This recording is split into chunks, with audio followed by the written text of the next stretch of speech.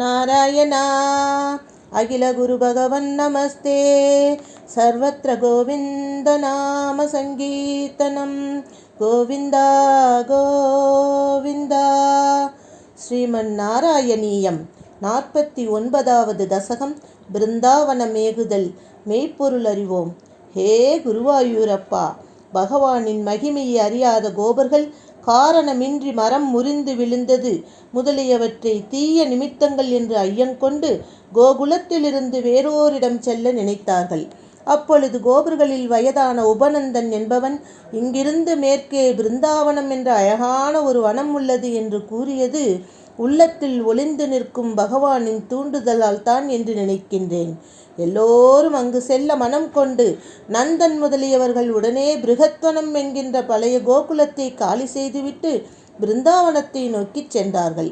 அப்பொழுது பகவான் பலராமன், தாய் யசோதை, ரோகிணி ஆகியவர்களோடு சிறந்த வண்டியில் ஏறிக்கொள்ள அதை பின்தொடர்ந்து மற்ற எல்லோரும் சென்றனர். அப்படி வண்டியின் பின் தொடர்ந்த அவர்கள் வண்டிகளினுடைய இனிமையான சத்தத்துடன் பசு கூட்டங்களின் குளம்பு சத்தத்தையும் கேட்டு இடையிலே கோபிகைகளோடு தங்களது மழலை சொற்களின் இனிமையையும் பருகிக்கொண்டு வழிநடந்த களைப்பை அறியவில்லை. ஹே ஈசா, அடர்ந்த மலர்களுடன் கூடிய குந்தம் முதலிய மரங்கள் செறிந்த தோப்புடனும் மரகத பச்சை கற்கள் பதித்தார் போன்ற அடர்ந்த பசும்புல் தரையுடனும் கூடிய அழகு நிறைந்த பிருந்தாவனத்தை கண்டு பகவான் ஸ்ரீ கிருஷ்ண பரமாத்மா மகிழ்ந்தாராம். கோபர்கள் அனைவரும் புதிதாக கட்டப்பட்ட தனித்தனி வீடுகளில் மகிழ்ச்சியோடு வசிக்கத் தொடங்கின.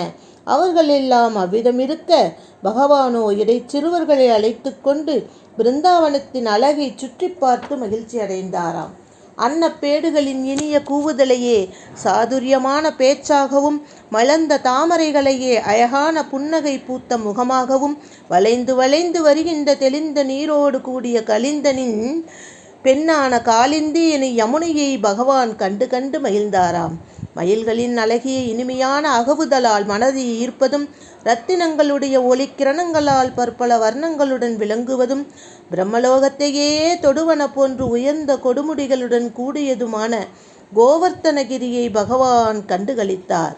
பிறகு பகவான் ஸ்ரீ கிருஷ்ண பரமாத்மா இடைச்சிறுவர்களுடன் பிருந்தாவனத்தை சுற்றி எங்கெங்கெல்லாம் சென்றாரோ அங்கெல்லாம் பகவானிடம் மிக்க ஆசை கொண்டவள் போல தனித்து சுற்றி வரும் அந்த காலிந்தியாகிய யமுனையாற்றையும் கண்டார்.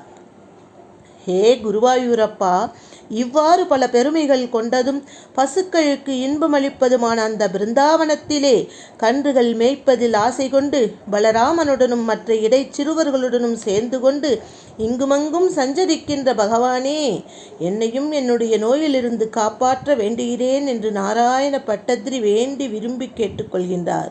கன்றுமேந்தி இனிதுகந்த காலா என்று திருமங்கையாழ்வார் நினைவு கூர்ந்ததை இந்த இடத்திலே நாராயண பட்டத்திரியும் நமக்காக நினைவு கூறுகிறார். ராதே கிருஷ்ணா.